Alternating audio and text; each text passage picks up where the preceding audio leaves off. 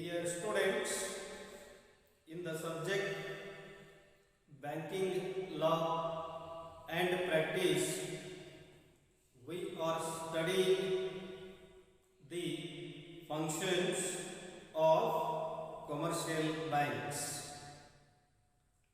The primary functions of commercial banks are already discussed in the previous class. Now we shall discuss the secondary or subsidiary functions of commercial banks. The banker has to increase the volume of business by attracting more and more customers. So, modern banker renders a variety of financial and non-financial services. These are called secondary or subsidiary services, and they will help to earn public confidence and goodwill. These secondary or subsidiary services are classified into three categories. Number one, agency services. Number two, general utility services. And number three, other new services. Banking ಕಾನೂನು ಮತ್ತು ಆಚರಣೆ ಈ ಒಂದು ವಿಷಯದಲ್ಲಿ ವಾಣಿಜ್ಯ ಬ್ಯಾಂಕುಗಳ ಕಾರ್ಯಗಳನ್ನು ನಾವು ಚರ್ಚಿಸುತ್ತಿದ್ದೇವೆ. ಪ್ರಾಥಮಿಕ ವಾಣಿಜ್ಯ ಬ್ಯಾಂಕಿನ ಕಾರ್ಯಗಳನ್ನು ಈ ಹಿಂದಿನ ಅವಧಿಯಲ್ಲಿ ಚರ್ಚಿಸಿ ಇವತ್ತಿನ ಅವಧಿಯಲ್ಲಿ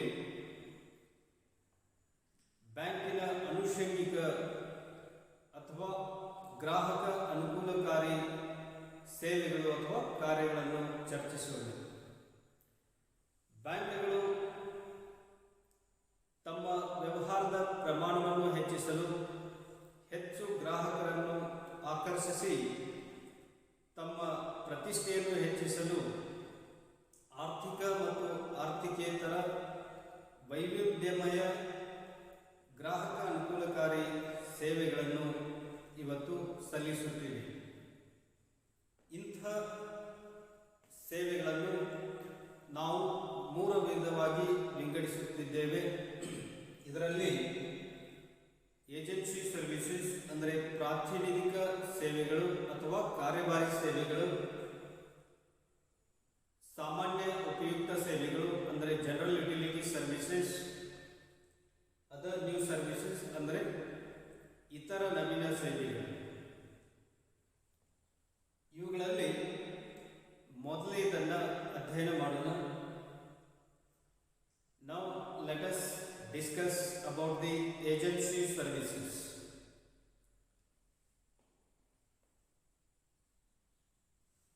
Banker performs certain functions as an agent on behalf of his customers. These are known as agency services, which are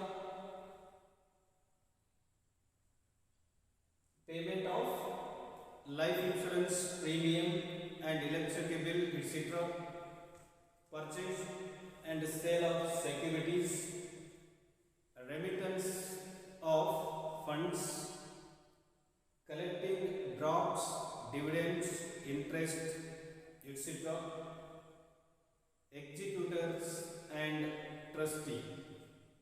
These are the different services or functions performed by banks as an agent.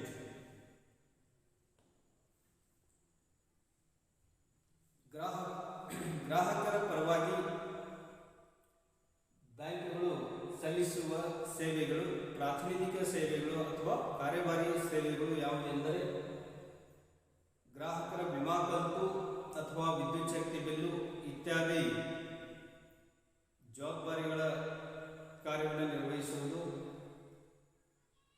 ಭದ್ರತಾ ಪತ್ರಗಳನ್ನು ಕೊಳ್ಳುವ ಮತ್ತು ಮಾರುವ ಕಾರ್ಯನಿರ್ವಹಿಸಿಕೊಡುವುದು, ಹಣ ವರ್ಗಾವಣೆ ಕಾರ್ಯವನ್ನು ಮಾಡುವುದು, DD cheque ಲಾಭಾಂಶ ಅಥವಾ ಬಡ್ಡಿಯ ಹಣವನ್ನು ಶೇಖರಿಸಿಕೊಡುವುದು ಮತ್ತು ಧರ್ಮದರ್ಶಿಯಾಗಿ ಅಥವಾ ಮೃತ್ಯುಪತ್ರ ನಿರ್ವಾಹಕನಾಗಿ ಕಾರ್ಯನಿರ್ವಹಿಸುವುದು. ಹೀಗೆ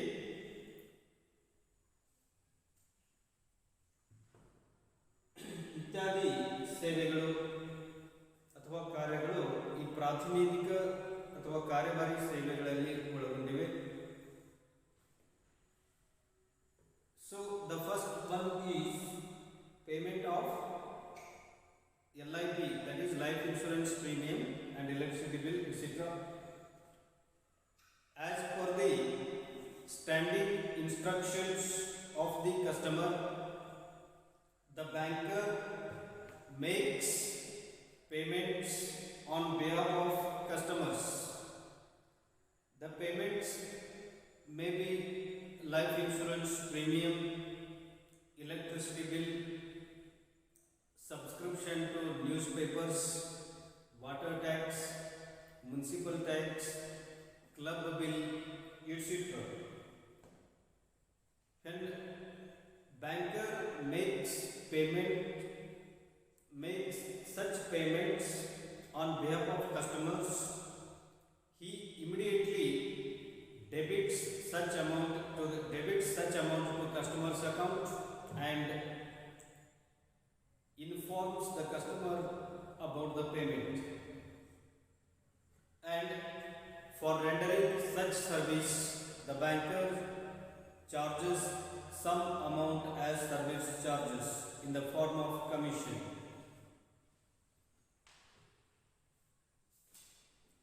ಗ್ರಾಹಕನ ನಿರ್ದಿಷ್ಟ ಆದೇಶದ ಮೇರೆಗೆ ಗ್ರಾಹಕರ ವಿವಿಧ ಜವಾಬ್ದಾರಿಗಳನ್ನು ಹಣ ಕೊಡುವ ಜವಾಬ್ದಾರಿಗಳನ್ನು ನಿರ್ವಹಿಸುವ ಕಾರ್ಯವನ್ನು ಬ್ಯಾಂಕರನ್ನು ಮಾಡುತ್ತಿದ್ದಾನೆ.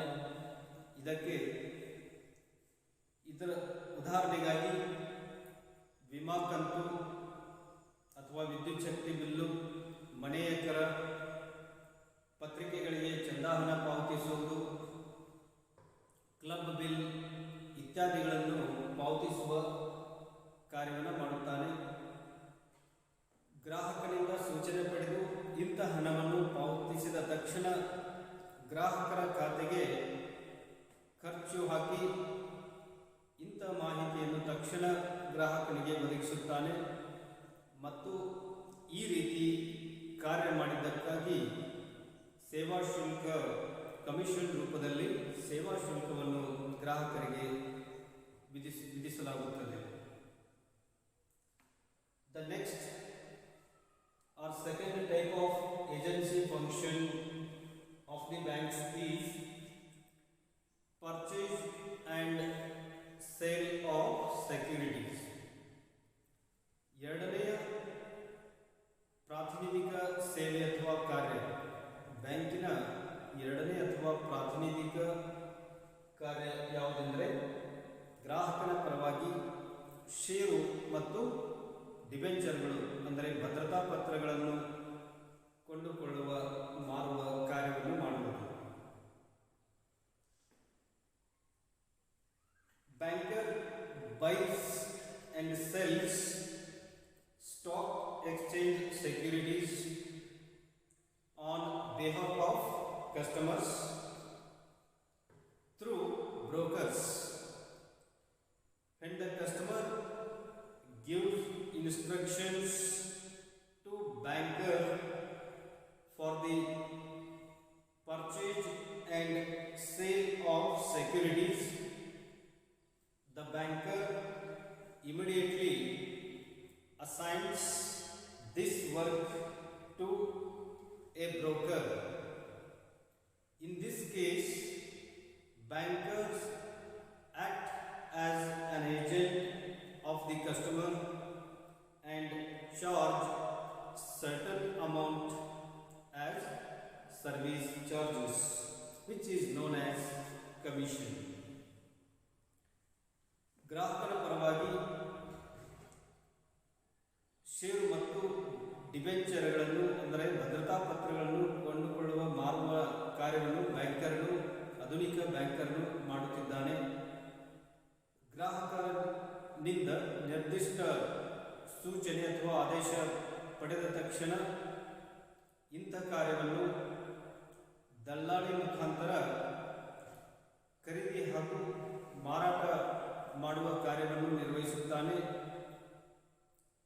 ಮತ್ತು ಇಂಥ ಸಂದರ್ಭದಲ್ಲಿ ಬ್ಯಾಂಕು ಗ್ರಾಹಕನ ಪ್ರತಿನಿಧಿಯಾಗಿ ಕಾರ್ಯನಿರ್ವಹಿಸಿ ಸೇವಾ ಶುಲ್ಕವನ್ನು ಗ್ರಾಹಕನಿಗೆ ಆಕರಣೆ ಮಾಡಲಾಗುತ್ತದೆ.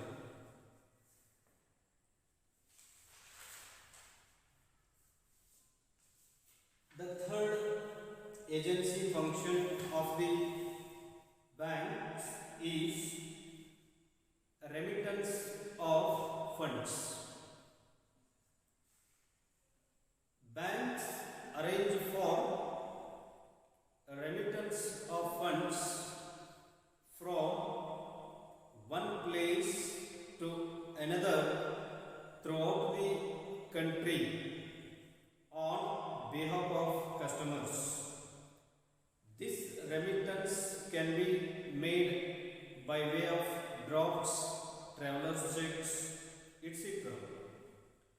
Now, in core banking system, banks arrange for a remittance of funds electronically through NEFT, that is National Electronic Fund Transfer, or RTGS, that is Real-Time Gross Settlement. For rendering such services, banker charges certain amount as commission. ಗ್ರಾಹಕನ ಹಣ ವರ್ಗಾವಣೆ ಮಾಡುವುದು ಮೂರನೆಯ ಬ್ಯಾಂಕಿನ ಪ್ರಾತಿನಿಧಿಕ ಅಥವಾ ಕಾರ್ಯಭಾರಿ ಸೇವೆಯಾಗಿದೆ. ಇಲ್ಲಿ ಗ್ರಾಹಕನಿಂದ ಸೂಚನೆ ಪಡೆದು ಬ್ಯಾಂಕುಗಳು ಒಂದು ಸ್ಥಳದಿಂದ ಇನ್ನೊಂದು ಸ್ಥಳಕ್ಕೆ ದೇಶಾದ್ಯಂತ ಹಣ ವರ್ಗಾವಣೆ ಕಾರ್ಯವನ್ನು ಮಾಡುತ್ತವೆ. ಇಂಥ ಕಾರ್ಯವನ್ನು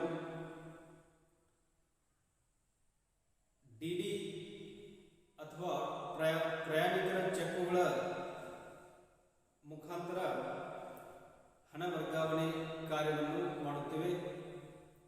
ಆಧುನಿಕ ಕೋರ್ ಬ್ಯಾಂಕಿಂಗ್ ವ್ಯವಸ್ಥೆಯಲ್ಲಿ ಇವತ್ತು ಬ್ಯಾಂಕುಗಳು ಹಣ ವರ್ಗಾವಣೆ ಕಾರ್ಯವನ್ನು ವಿದ್ಯುನ್ಮಾನ ರೂಪದಲ್ಲಿ NEFT ಮತ್ತು RTGS ಮುಖಾಂತರ ತಕ್ಷಣ ಹಣ ವರ್ಗಾವಣೆ ಕಾರ್ಯವನ್ನು ಮಾಡಿಕೊಟ್ಟು ಇಂಥ ಸೇವೆ ಅಥವಾ ಕಾರ್ಯ ಮಾಡಿದ್ದಕ್ಕೆ ಸೇವಾ ಶುಲ್ಕ ಕಮಿಷನ್ ರೂಪದಲ್ಲಿ ಸೇವಾ ಶುಲ್ಕವನ್ನು ಗ್ರಾಹಕರಿಗೆ ವಿಧಿಸುತ್ತದೆ. Next, fourth agency function of the banks is collection of drafts, dividends and interest. A banker undertakes to collect money on behalf of customers. So he collects bank drafts, interest, dividend, etc. and also bills of exchange and credit the same to customers' account. Nowadays, as per the standing instructions of customer, banker collects the salaries, pension, rent, etc. of his customer from their employers, and proceeds of collection are credited to customers' account. banker will charge some amount in the form of collection charges. It is known as commission. Draft ಅಂದರೆ DD ಅಂದರೆ draft ಲಾಭಾಂಶ ಮತ್ತು ಬಡ್ಡಿ ಹಣವನ್ನು ಶೇಖರಿಸಿ ಕೊಡುವ ಕಾರ್ಯ ಮಾಡುವುದು ಬ್ಯಾಂಕಿನ ನಾಲ್ಕನೇ ಪ್ರಕಾರದ ಪ್ರಾತಿನಿಧಿಕ ಅಥವಾ ಕಾರ್ಯಭಾರಿ ಸೇವೆಯಾಗಿದೆ. ಗ್ರಾಹಕನ ಪರವಾಗಿ ಬ್ಯಾಂಕುಗಳು ಹಣವನ್ನು ಶೇಖರಿಸಿಕೊಳ್ಳುವ ಕಾರ್ಯನಿರ್ವಹಿಸುತ್ತವೆ. ಬ್ಯಾಂಕರನು ಡ್ರಾಫ್ಟ್ಗಳನ್ನು, ವಿನಿಮಯ ಹುಂಡಿಗಳನ್ನು, ಬಡ್ಡಿಯ ಹಣವನ್ನು ಗ್ರಾಹಕರಿಂದ ಆಜ್ಞಾಪತ್ರ ಪಡೆದು ಶೇಖರಿಸಿ ಗ್ರಾಹಕನ ಖಾತೆಗೆ ಜಮೆಯನ್ನು ಮಾಡುವನು. ಇತ್ತೀಚಿನ ದಿನಗಳಲ್ಲಿ ಬ್ಯಾಂಕರನು ಗ್ರಾಹಕರ ಆದೇಶದಂತೆ ಸಂಬಳ, ನಿವೃತ್ತಿ ವೇತನ, ಬಾಡಿಗೆದಾರರಿಂದ ಬಾಡಿಗೆ ಹಣ ಇತ್ಯಾದಿಗಳನ್ನು ಶೇಖರಿಸಿ ಗ್ರಾಹಕರ ಖಾತೆಗೆ ಜಮೆ ಮಾಡುವುದು. ಇಂಥ ಸೇವೆ ನಿರ್ವಹಿಸುವಾಗ ಬ್ಯಾಂಕರನು ಗ್ರಾಹಕರಿಂದ ಲಿಖಿತ ಆದೇಶ ಪಡೆಯುವುದಲ್ಲದೆ ಹಣ ಶೇಖರಣಾ ಶುಲ್ಕವನ್ನು ಗ್ರಾಹಕರಿಗೆ ವಿಧಿಸಲಾಗುತ್ತದೆ. The fifth agency function of the banks is banker can act as executor or trustee or administrator or attorney, etc. Banker may act as a trustee. So trustee is a person who is appointed to safeguard the property belonging to some persons, and some persons are called as beneficiary. So to safeguard the property of beneficiary, there will be an agreement between banker and beneficiary through a trust deed, and the banker should administer the property according to the terms of the trust deed. And banker may also act as an administrator to safeguard the property of some persons. And banker may also act as an executor, and executor is appointed as per the will of the deceased person. So banker as an executor or administrator collects the debts of the deceased person and pay to the accounts of the deceased person. Sometimes the banker may also act as an attorney. So an attorney is a person appointed by another person by a power of attorney to act on his behalf. The main objective of granting a power of attorney to a banker is to authorize to receive the dividend, interest on securities, or to sign the transfer documents in case of purchase and sale of securities, etc. The banker will charge certain amount as service charges for rendering such services. ಐದನೇ ಪ್ರಕಾರದ ಪ್ರಾತಿನಿಧಿಕ ಸೇವೆಯಲ್ಲಿ bank ಧರ್ಮದರ್ಶಿಯಾಗಿ, ಮೃತ್ಯುಪತ್ರ ನಿರ್ವಾಹಕನಾಗಿ ಹಾಗೂ ಪ್ರಾತಿನಿಧ್ಯ ಅಧಿಕಾರದಾರನಾಗಿ ಕಾರ್ಯನಿರ್ವಹಿಸುತ್ತದೆ.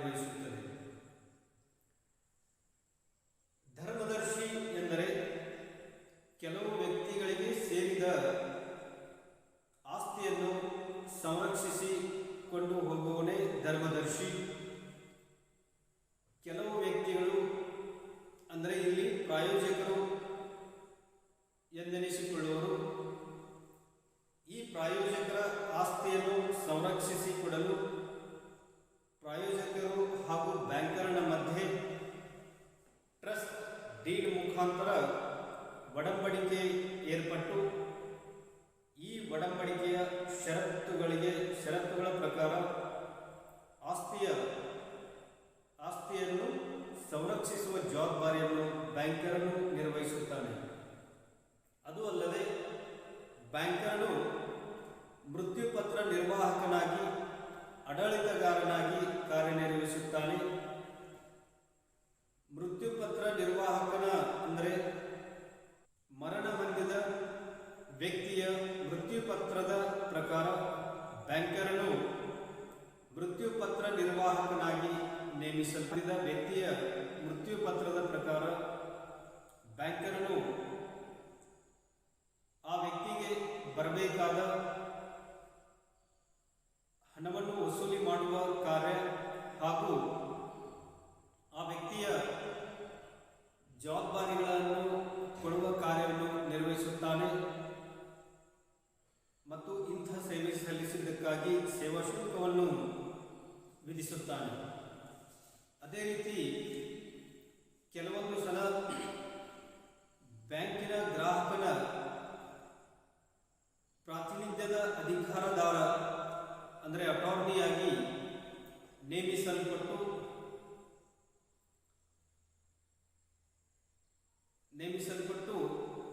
ಪ್ರಾತಿನಿಧ್ಯದ ಅಧಿಕಾರ ಪ್ರಕಾರ ಗ್ರಾಹಕನ ಪರವಾಗಿ ಕೆಲವೊಂದು ಕಾರ್ಯಗಳನ್ನು ನಿರ್ವಹಿಸುತ್ತಾನೆ. ಇಂಥ ಉದಾಹರಣೆಗಾಗಿ ಲಾಭಾಂಶ ಹಾಗೂ ಬಡ್ಡಿಯನ್ನು ಸೇಕರಿಸಿಕೊಳ್ಳುವುದು, ಭದ್ರತಾ ಪತ್ರಗಳನ್ನು ಮಾರುವ ಅಥವಾ ಕೊಳ್ಳುವಾಗ ವರ್ಗಾವಣೆ ಪತ್ರಕ್ಕೆ ಸಹಿ ಹಾಕುವ ಕಾರ್ಯ ಇತ್ಯಾದಿಗಳನ್ನು ಪವರ್ ಆಫ್ ಅಟಾರ್ನಿ ಪ್ರಾತಿನಿಧ್ಯದ ಅಧಿಕಾರ ಪಡೆದು ಗ್ರಾಹಕನಿಗೆ ಸೇವೆಯನ್ನು ಸಲ್ಲಿಸುತ್ತಾನೆ ಮತ್ತು ಇಂಥ ಸೇವೆ ಸಲ್ಲಿಸಿದ್ದಕ್ಕಾಗಿ ಸೇವಾ ಶುಲ್ಕವನ್ನು ವಿಧಿಸುವುದು. ಹೀಗೆ ಆಧುನಿಕ ಬ್ಯಾಂಕರನು ಗ್ರಾಹಕನ ಪರವಾಗಿ ವಿವಿಧ ಸೇವೆಗಳನ್ನು ಸಲ್ಲಿಸಿ ಗ್ರಾಹಕರನ್ನು ಆಕರ್ಷಿಸಿ ತಮ್ಮ ವ್ಯವಹಾರವನ್ನು ಹೆಚ್ಚಿಸುತ್ತಿವೆ.